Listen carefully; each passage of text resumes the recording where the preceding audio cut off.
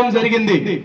పరమాత్ముడైనటువంటి దేవుడు భూమి మీదకి వచ్చి ప్రపంచ ప్రజలందరి కోసం ఆ కలవరి శిలువ మీద బలవుతారు.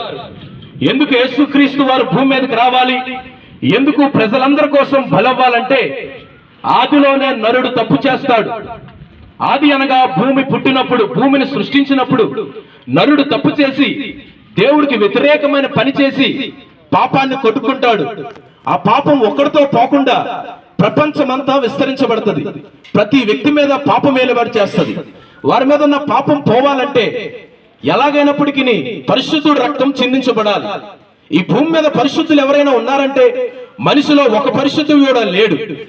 అందుకే మన వేదాల్లో రాయబడి ఉంటది, సర్వలోక పరిహారార్థం రక్త ప్రోక్షణం అవశ్యం, తద్రక్తం పరమాత్మైన పుణ్యదాన బలియాగం అన్నారు.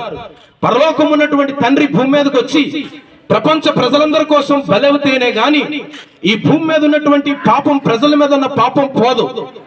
ఎవరు ఈ భూమి మీదకి వచ్చి బలయ్యారు, ఎవరు ప్రాణం పెట్టారంటే సరిగ్గా 2025 సంవత్సరాల క్రితం యేసుక్రీస్తు వారు వచ్చి నరులందరి కోసం, మనుషులందరి కోసం ఆయన రక్తం కార్చి ప్రాణం పెడతారు.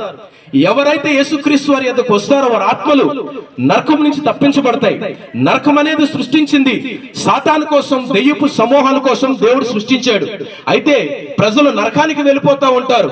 అయ్యో, నా పేరు పెట్టబడినటువంటి నా ప్రజలు నరకాగ్నికి వెళ్ళడానికి వీల్లేదు, నేను వారి కోసం ఒక రాజ్యాన్ని సృష్టించనని దేవాతి దేవుడు భూమి మీదకి వచ్చి ప్రజలందరి కోసం ప్రాణం పెడతారు.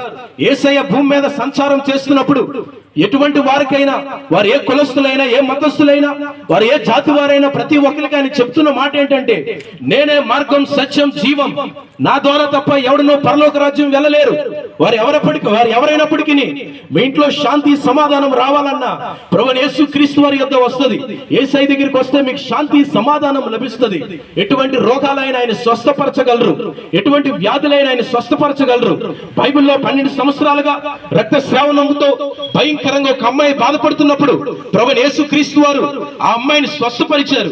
గనుక మీరు ఎవరైనప్పటికీ మీ ఆత్మలో దేవుని రాజ్యానికి వెళ్ళాలంటే ఆయన దగ్గరికి రావాలి. అవసరత పడింది. దాన్నే శుభ శుక్రవారం. ఈ రోజు శుభ శుక్రవారం అని అందుకే గుడ్ ఫ్రైడే అని అందుకే అంటారు. ఎందుకంటే ప్రపంచ ప్రజలందరి కోసం ఇజ్రాయెల్ దేశంలో, ప్రపంచ నడిబొడ్డులో ప్రపంచ ప్రజలందరి కోసం బలియాగం జరుగుతుంది. ఎవరు బలయ్యారు, ఎవరు ప్రాణం పెట్టారంటే ఆయన నజరేయుడైన యేసుక్రీస్తు వారు మాత్రమే.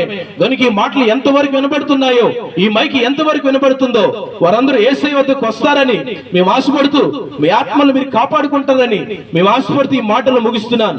ప్రభువా, ప్రతి బిడ్డలకి నీ మాటలు చెప్పాను. ఎంతవరకు ఈ మాటలు అందాయో ప్రతి బిడ్డలకి రక్షణ దయచేయమని యేసు నామములో అడుగుతున్నాం తండ్రి.